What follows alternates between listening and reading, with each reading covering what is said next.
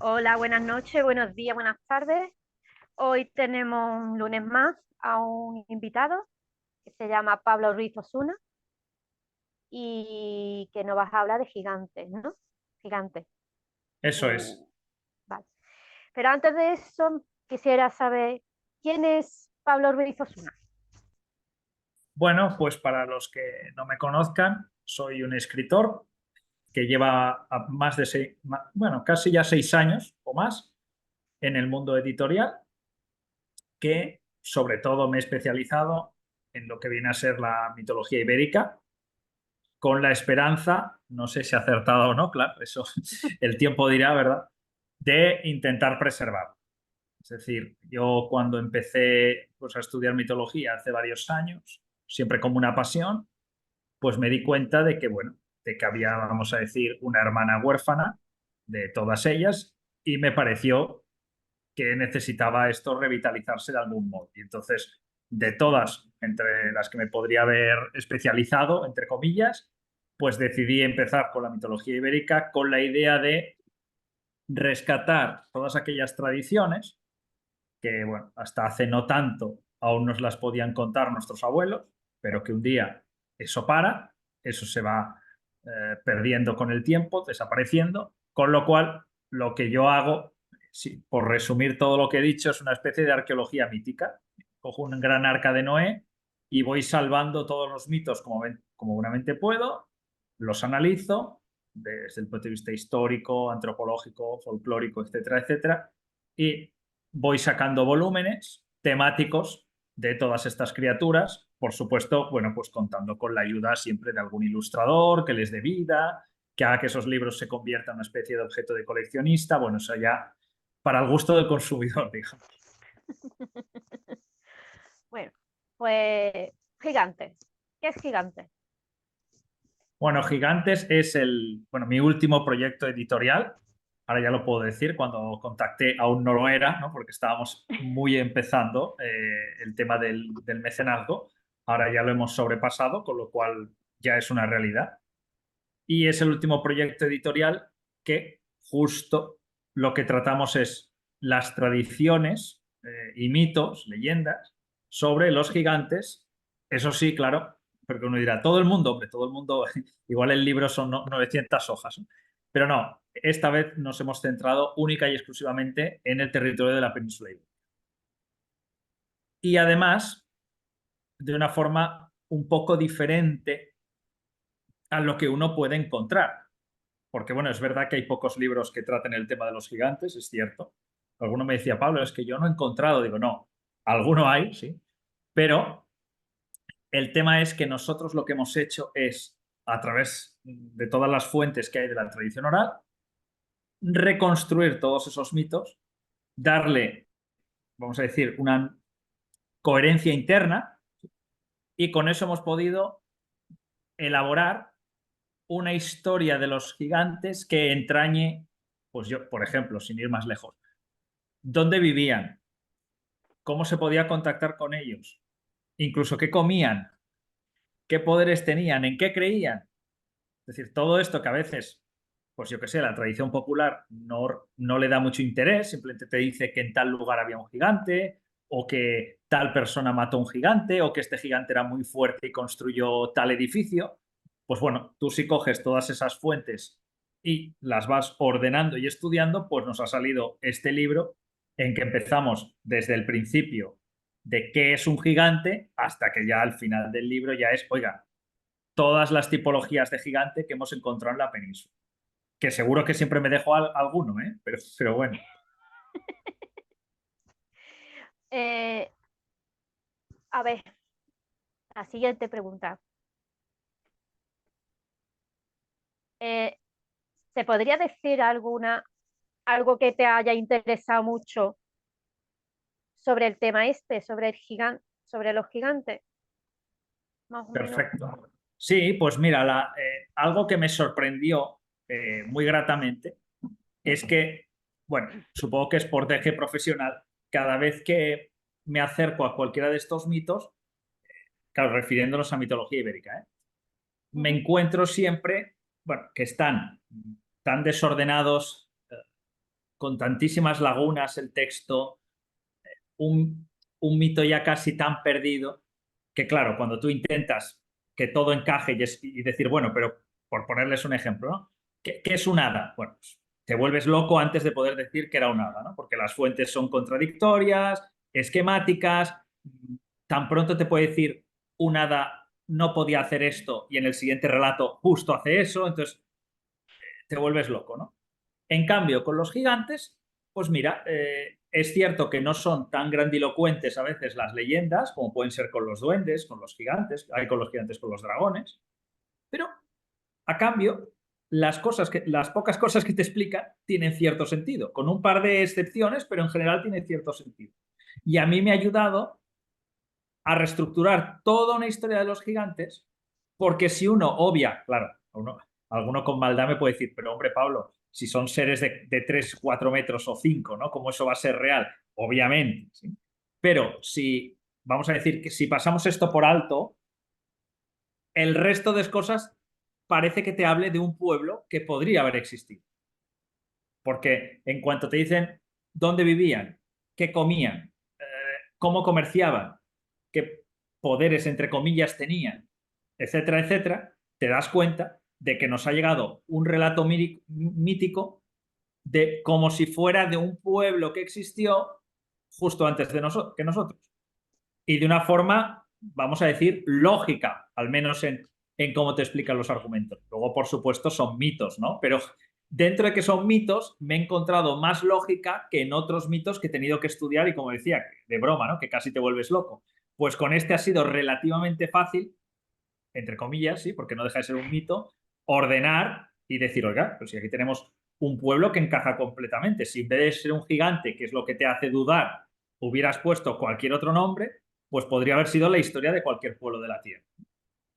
Wow, increíble. No sabía yo que aquí en la península ibérica hubiera mitos de gigantes. He conocido lo de las hadas y todas esas cosas, pero de gigantes, no. Pues fíjate que muchas veces creemos que no hay mitos de gigantes en la península, pero luego no nos damos cuenta de que algunos de los, vamos a decir, de los cuentos que nos explicaban de niños tienen como protagonista un gigante, solo que lo dice tan de pasada que, que no reparas en ello. Por ejemplo, yo qué sé, cerca de aquí de Tarragona, en la propia Barcelona, hay una canción popular que se llama Al Gegant del Pi, es decir, el gigante del pino. Claro, la gente lo canta y no le da mayor importancia, pero claro, es un gigante y se llama gigante del pino porque de acuerdo a la tradición, bueno, pues como era más alto que un humano, pues utilizaba un pino, la rama de o sea, un tronco de pino, como si fuera un bastón para caminar. Y a nosotros nos ha llegado como una cancioncita, pero cuando luego esa cancioncita vas hacia atrás, descubres toda la historia. ¿Qué otras seguro que alguno ahora dirá, uy, ahora caigo? Si uno piensa en los Pirineos, pues una de las historias alternativas de por qué existen los Pirineos es porque son la tumba de determinados gigantes, por ejemplo, la tumba de Pirene, que es, una vez muere, pues una de las tradiciones es que los gigantes se convierten en roca. Con lo cual, muchas de las montañas famosísimas que tendríamos por toda la península serían tumbas de gigantes. O versión 2, ya sabes que siempre hay una segunda versión de los mitos. La versión 2 es un poquito más romántica, que es esta idea de que cuando los gigantes se cansan de este mundo, ¿verdad? En vez de suicidarse, como pasa con otros seres de la mitología, bueno, pues se sumen en un profundo sueño del que se supone que en algún momento despertará. Entonces, si uno sube yo qué sé, a Laneto, o uno va al Puigmal, o uno va donde sea, pues ojo, porque justo en la punta de esa montaña se supone que puede haber un gigante dormido. Entonces, todas esas leyendas nos han llegado. Lo que pasa es que, como dices tú, de una forma muy anecdótica, a veces como una canción, a veces como un dicho, o a veces, lo diré, a veces, claro, es que se mezcla gigante y otra cosa, que esa también es otra problemática. Es decir, cuando en algunos relatos se habla de cíclopes, claro, los cíclopes también son gigantes, propiamente dichos. Lo que pasa es que, claro, ya se les llama, o sea, la siguiente problemática es que a los gigantes muchas veces no se les llama gigantes. Si tú tienes que llegar a la conclusión de que lo son, porque cada lugar de la península tiene su toponimia y además a todos estos seres le ponen los nombres que tengan por conveniente. En Galicia, a ti si no te lo dicen, pues tú podrías ir de pasada. Está la tradición de los mouros. Y los mouros no tienen nombre de gigante. O sea, mouros. Se supone que vendría del celta y que tendría que ver con el mundo de la muerte. Pero hasta el día de hoy sigue estando en objeto de discusión qué significaría mouros. Pero fíjate que justo los mouros serían lo que hemos dicho al principio, una especie de pueblo anterior a los gallegos que habrían construido todas las obras prehistóricas que están en Galicia. De ahí que si alguien luego dice y todo esto, ¿qué importancia tiene o tal? Bueno, pues tiene la importancia de que usted después visita Galicia y que hay algunos restos arqueológicos que directamente te lo dicen. Dice, esto es Pedra das Mouros. O sea, las piedras de los mouros, los restos de su castillo, su iglesia, porque se supone que todas esas construcciones fueron hechas por los mouros. ¿Por qué no se les ve? Bueno, aquí ya empezamos con toda la mística, por supuesto, uno dice, oye, ¿por qué no se ven seres de 3 metros? Bueno, pues la mitología siempre tiene alguna carta bajo la manga. Y una de ellas es que, de acuerdo a la tradición, no todos los gigantes, pero muchos de los gigantes, en especial los más poderosos, pueden a voluntad aparecerse y desaparecerse. Es decir, son invisibles. O más fácil, si uno dice, hoy Pablo, es que a mí esto de creer que un ser se haga invisible, pues me cuesta mucho. Bueno, pues versión 2 de la historia. Según la tradición, y esto es lo que le choca muchísimo cuando lo lees, los gigantes viven, no viven sobre la tierra, sino que viven bajo tierra.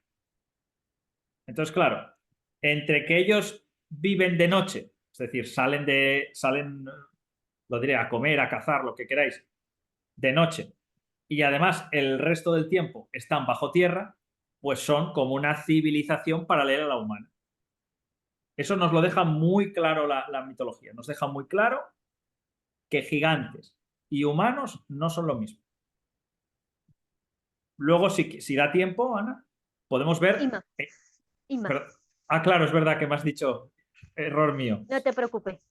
Eh, Luego, si quieres, podemos ver los momentos en que esto no es del todo verdad, que son los momentos en que lo humano entra en contacto con el mundo de los gigantes. Pero tiene que ser siempre como si tuviéramos una tabla de características, ¿no? O unos motivos tasados por los cuales los gigantes consideran que pueden estar con los humanos.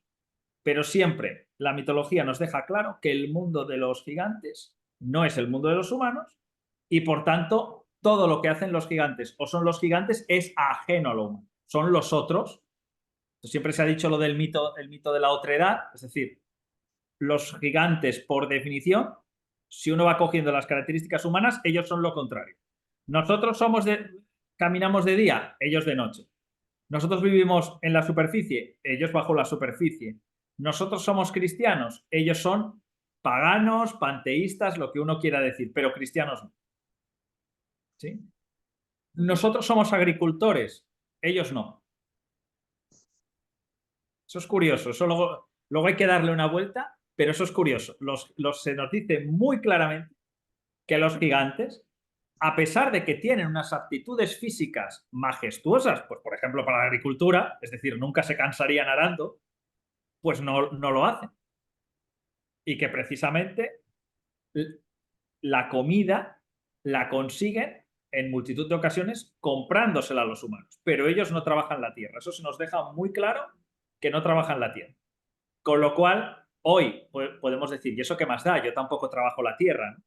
Pero claro, en una sociedad tradicional como la gallega, en que casi todo el mundo podía trabajar la agricultura, vamos a decir 1800, pues que unos seres fueran ricos sin que lo fueran fruto del trabajo de la tierra, era imposible, era mitológico, fantasioso, porque la gente de Galicia, los pocos que podían tener un poco de patrimonio, pues o tenían muchas tierras o tenían mucha ganadería, ¿no? Pero estos parece que no necesitan trabajar la tierra y aún así son inmensamente ricos. Claro, suponiendo que viven debajo de la tierra, allí también podrían estar los minerales que podrían extraer y así podrían ser más ricos de lo que son, por decirlo así, de esa manera. Claro, es que además, aunque esto el mito no lo deja muy claro, pero se puede entrever, da la sensación, claro, la mitología oral, la tradición oral, lo cuenta y ya está, ¿no? Luego el investigador tiene que ver qué hace con lo que se ha encontrado en estos mitos. Pero hay ciertas referencias reiterativas en que son muy ricos y muy ricos y que pagan muy bien al humano por un favor, por una compraventa, por lo que sea. Le pagan generosamente bien. Varias veces, a veces incluso varias veces, el valor de mercado de ese bien. Sin que se deje entrever nunca que ese oro se les acaba. Parece que lo tienen de forma ilimitada. Con lo cual hay dos opciones. Bueno, dos, incluso tres, si nos ponemos pluscuamperfectos. Primera, saben, a ver cómo diríamos, tienen reservas de oro antiguo, ¿no? Desde tiempos inmemoriales. Claro, como eran los primeros que habitaron Galicia, por ejemplo, por poner Galicia, ¿eh? Luego podemos ver otros, pero por el caso de Galicia, claro, como fueron los primeros que llegaron, pues ellos conocen dónde están las minas más antiguas que ni siquiera el hombre todavía ha descubierto. Opción 1. Es extraña porque, claro, ha pasado el tiempo y ya no estamos en la Galicia del siglo XVII, ¿no? En el siglo XXI la Galicia está bastante más explorada, vamos a decir, en todos los sentidos y geológicamente también. Esa es la opción 1, que como ves cojea un poquito. Opción 2, son grandes guardianes de tesoros, es decir, en algún tiempo pretérito guardaron tesoros de sus guerras, de sus pactos, de lo que fuera, y es de esos tesoros que fueron tan grandes de ese momento en que ellos fueron grandes, que como aquel aún vive de rentas, pues aún vive de rentas. Claro, también cogea un poco porque uno dice, bueno, las historias de los gigantes se remontan desde siglos, tanto tuvieron para aguantar siglos. Y luego hay la tercera. Y muchos mitólogos nos decantamos por la tercera. No es que las otras sean imposibles, simplemente pues no son lógicas. La de aquí es mágica, pero al menos es lógica. ¿Ves? Es que hay veces que la opción lógica precisamente es la más mágica, con lo cual tenemos también un problema. Y es que en muchas tradiciones aparece el gigante y a lo mejor entrega un objeto a un ser humano con el que ha hecho un pacto, le dice, mira, aquí tienes esta bolsa y no quiero que mires el interior y cuando llegues a casa lo abres y será un bonito presente para ti por tu lealtad. Entonces, bueno, si el humano aguanta la tentación, llega hasta casa y no lo abre hasta que no esté en casa, pues resulta que cuando lo abre, vamos a decir, aquella bolsa que normalmente va llena de arcilla, etcétera, se ha convertido, oh sorpresa, en un pequeño tesoro de monedas de oro. Si tiene mucha curiosidad, quiere mirar, no se aguanta, que esta es muy típica también, no me aguanto, tengo que mirar. Pues justo cuando mira, sorpresa. O se convierte la bolsa en estiércol, o la bolsa se convierte en abono, etcétera, etcétera. Con lo cual, esta leyenda, una manera de entenderla es decir, no, no, claro, a los gigantes son ricos y el oro nunca se les acaba porque ellos tienen la posibilidad de convertir cosas en oro. Y así todo tiene más sentido. Si yo puedo convertir materiales de un valor nimio en oro a mi voluntad, domino la alquimia, ¿verdad? Que era el gran sueño de algunos, pues entonces, claro, entonces puedo comprar todo lo que quiera. Claro que no tengo que trabajar, no tengo que hacer absolutamente nada. Lo único que tengo que hacer es encontrar a las personas adecuadas para que me consigan aquellos objetos que yo valoro por encima del oro. Ser, pues eso, comida, consejo, el parto, esa es muy curiosa también.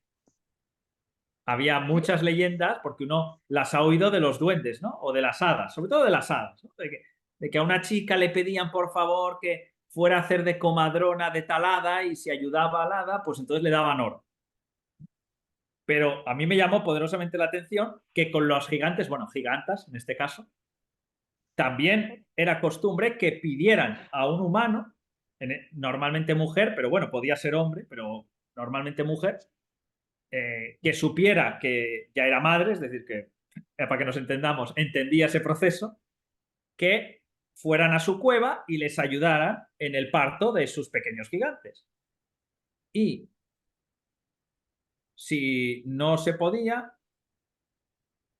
pues no se podía, pero si sí se podía, pues resulta que aquellas muchachas que habían ido hasta la cueva, pues recibían este poderoso don, este oro que cuando ellas llegaran a casa, pues ya eran inmensamente ricas. Normalmente, este oro no solo es antinatural, porque en fin, es que la tierra se ha convertido en oro, normal no es, sino que además este oro tiene como unas propiedades, y en esto se parece mucho al tema de los duendes, tiene unas propiedades de que la persona que lo posee parece que tiene una larga vida, nunca le adolece la enfermedad, tiene suerte en todo lo que se propone. O sea, además de que sea un regalo, el oro de por sí, o sea, el oro es una cosa valiosa de por sí, no solo eso, sino que, digamos que favorece el porvenir de aquella persona que lo ha recibido. O sea, que fíjate todo lo que da de sí una simple historia de alguien que le regalaron el oro, si uno les puede dar vueltas. Ya ve, no vea, madre mía. Wow, increíble, increíble. Eh, sí, puedes seguir, no te preocupes. Continúa. Pues de lo que estábamos hablando un poco, esta es alguna de las cosas que he ido descubriendo para este libro. Bueno, otra cosa que hemos descubierto es que uno puede decir, bueno, está muy bien que alguien le explique pues qué tamaño tenía un gigante o si medía 2 metros o 3, pero al final, si no sabemos otras características, vamos a decir, del día a día, pues se nos queda como un cuento para niños, con todos los respetos. Ahora, cuando encontramos esos otros relatos que nos ayuden a presentar más que como una criatura, que entonces sería pues para los niños, ¿no? Como un cuento moralizante o lo que sea, sino que ya nos ayuda a establecer un pueblo, entonces coge diferente relevancia. Una de ellas es, bueno, lo primero que nos dicen es que ellos tienen iglesias. Entonces, llama mucho la atención y hasta ahora no hay como ponerse de acuerdo porque el mito nos deja bien claro que no son cristianos, pero, ojo, aquí hay como un pequeño inciso, hay leyendas que dicen que los gigantes se acercaban a oír misa.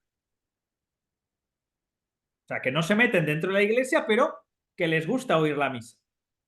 Entonces, ¿con eso qué nos está diciendo? Bueno, pues que los gigantes tienen algún tipo de culto, o sea, que ellos tienen una religiosidad, porque además también se nos dice que bajo tierra tienen sus iglesias. Claro, ahí ya no sabemos si cristianas o no, probablemente no cristianas, pero tienen sus iglesias.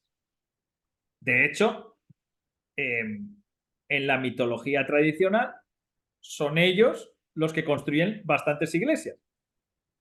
O sea, y de ahí sacamos otra característica de ellos. Dices, bueno, ¿y estos a qué se dedican? ¿No? Si son tan fuertes, son tan grandes, tienen oro, ¿a qué se dedican? Bueno, pues la mitología sobre ellos lo que nos dice es que son grandes constructores y se sienten muy realizados si son capaces de elaborar obras, claro, no una mesa, ¿sí?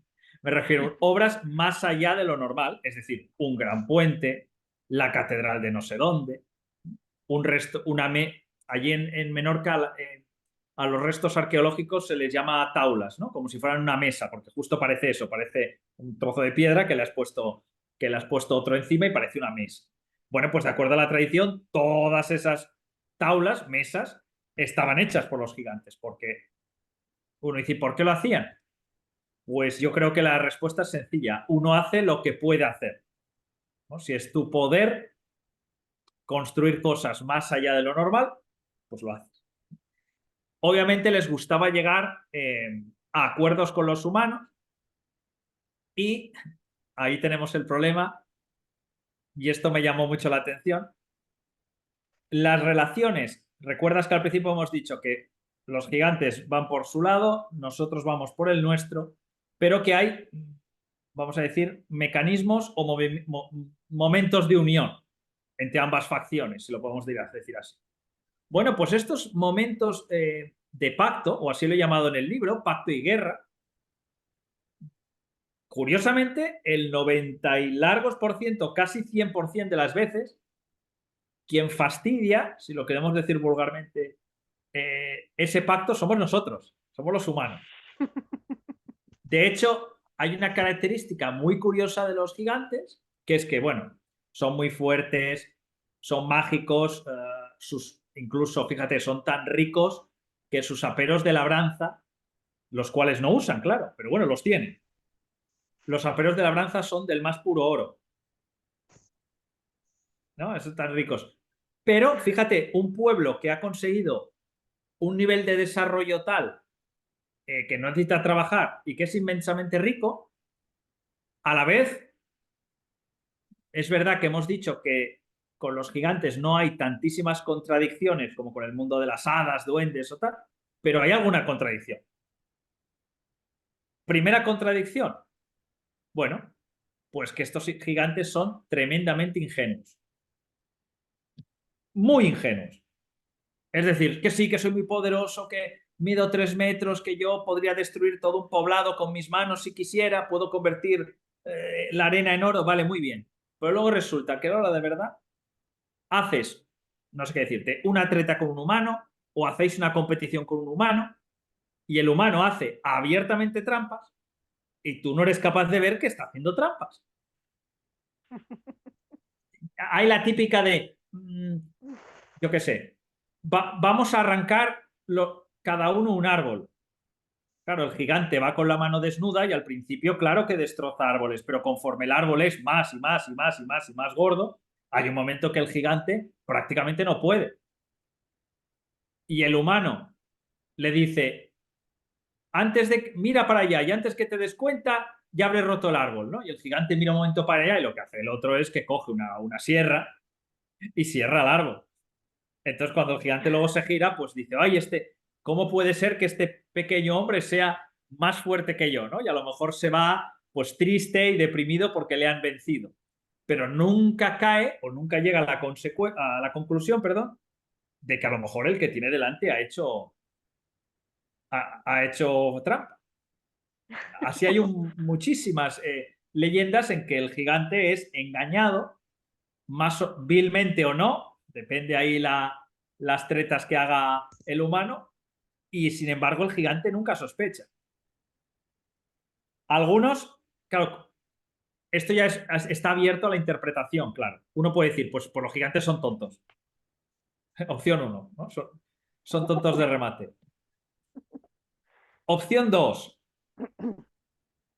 que es la que he optado un poco yo en el libro. No son tontos, son terriblemente ingenuos porque en su cultura, al menos una parte de ellos, en su cultura cuando hacen un pacto o cuando hacen una competición, es como que esa palabra dada es sagrada y por lo tanto no aceptan o no pueden concebir que el que esté delante se la jugará. De hecho, un poco relacionado con esto, dice, bueno, porque esto seguro que cuando alguien vea este vídeo dice, y yo quiero contactar con un gigante, ¿qué tengo que hacer? Bueno, pues primero, más que qué tiene que hacer, qué tiene que pasar. Porque lo que solía ocurrir es que uno de estos mouros fuera a parar cerca de un poblado humano, el que fuera, y se encontrará pues a un hombre o una mujer, normalmente que fuera solo, claro, porque no quieren tampoco ser muy vistos, eso también nos lo dice la mitología, y le ofrece un pacto. Le dice, oye, mira, ve mañana, cómprame pan, leche y lo que sea, muchas veces es pan, leche, carne, y me la traes. Yo te estaré esperando aquí el jueves por la mañana, normalmente al inicio de la mañana o incluso por la noche, más veces por la noche, a las 11, a las 12, a la hora que sea. Y tú me vas a entregar estas cosas que te he pedido y yo te voy a pagar. Claro, uno dice, bueno, pues no pasa, ¿qué tiene de raro? Esto es como un contrato humano normal y corriente. Sí, pero no, porque este contrato normal y corriente lo que hace es que en el momento en que tú aceptas, esta aceptación es para siempre. Es decir, este gigante estará cada jueves o viernes, lo que sea que hemos dicho, a las 11, esperando que tú aparezcas. Opción A, tú apareces cada jueves, él cumplirá 40, 50, 60, 70 años. Tú, por desgracia, falleces, el gigante seguirá con ese pacto con tu hijo, con tu nieto, con tu bisnieto. Siempre aparecerá ese jueves en ese lugar.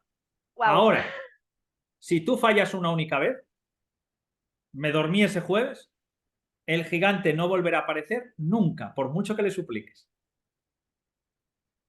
Y, ¡Hala! claro, es muy rígido. Eso sí, es muy amigable, pero muy rígido. Y la segunda es, si tú te atreves a contar a alguien que llegaste a este acuerdo, a alguien ajeno, ojo, porque si el gigante se entera y se acaba enterando, debe ser otro de sus poderes mitológicos, si se entera, el castigo será que o tú no le volverás a ver, o cuando te dé ese oro se volverá ese estiércol que hemos visto al principio, como diciendo, tú vas malmetiendo y hablando de nuestro trato secreto, porque siempre los gigantes quieren tener estos tratos secretos. Te han Ah, elegido a ti por alguna razón que nadie entiende, van a honrar ese pacto para siempre, pero esperan que tú al revés honres de una manera casi religiosa, vamos a decir, este pacto del que acabamos de hablar. wow. Nos quedan 4 minutillos. ¿Dónde podemos encontrar el libro? Pues mira, el libro ahora mismo está, y aún durante 30 días por ahí, está en preventa en perdón, una campaña, ¿no? Es la campaña, es otra cosa. En una campaña online que estamos haciendo en la página Berkami, con V y K. Si no, más fácil. Uno escribe en el buscador gigantes tras las huellas del pueblo antiguo y le va a aparecer. Luego, si quieres, te paso el, el link para que los oyentes lo puedan encontrar mejor. Y allí, durante estos 30 días, no solo podrán adquirir este libro, sino que hay toda una serie de recompensas, si uno lo quiere decir así, que van a estar activas solo durante el mecenazgo. Es decir, hay una serie de artesanos que trabajan conmigo que hacen, vamos a decir, unos packs de recompensa para todos aquellos que se animan ahora. Yo que sé, por poner un ejemplo, que a estas horas ya me acuerdo de lo que me acuerdo. Por poner un ejemplo, una figura 3D de 14 centímetros de un Ojankan en arcilla pintado a mano. Pues hay gente que dice, oye, pues me apetece el pack temático de tener el libro, más un mapa de la península donde se supone que existían estos seres, más una estatua que puede quedar muy chula en la biblioteca pintada de Lohan Cano, todo esto. Y todo esto solamente es posible durante el mecenazgo y después, si todo va bien, pues bueno, en muy pocos meses este libro estará en todas las librerías, pero es ahora donde puedes conseguir todos estos objetos. Qué guay. Me ha encantado mucho. Qué guay, no sabía nada de los gigantes, nada, nada, nada, nada, nada. Oh, pues ya has Me ha visto encantado. que es, bueno, a ver, habla alguien que no es objetivo, ¿no? Para mí ha sido apasionante el viaje de encontrarlos, de catalogarlos, etcétera, etcétera. Y también está siendo emocionante, pues, cómo la gente, bueno, pues se está volcando con este libro, porque al final ellos han dicho es que no hay nada así, hay que remontarse prácticamente a los años 70 para un libro como el mío, y si esto no prospera, pues esto en 20 30 años ha desaparecido, porque ya cada vez encontrar estas fuentes cada vez es más difícil. Las fuentes que yo he encontrado ya es en un lugar que tenían una última edición, como te puedes imaginar, el libro en un estado lamentable, ¿no? O sea, cada vez las fuentes se van perdiendo más, están en peor estado, no se reeditan, con lo cual este libro era la manera de salvar todo eso que estaba a punto de morirse. Pues muchas gracias, Pablo, por estar aquí con nosotras. Y me ha encantado. Me ha encantado. Pues Y nada, bueno, muchas gracias a vosotras por este ratito y nada, espero que a tu habrá, audiencia también lo disfrute. y habrá una próxima vez a lo mejor. Sí, claro, yo encantado. Ya sabes que aquí estamos para hablar. Pues muchas gracias, gracias, gracias. Y mandamos un saludito a nuestra compañera Ana. Eso es. Buenas, buenas noches. Buenas noches, un abrazo. Un abrazo.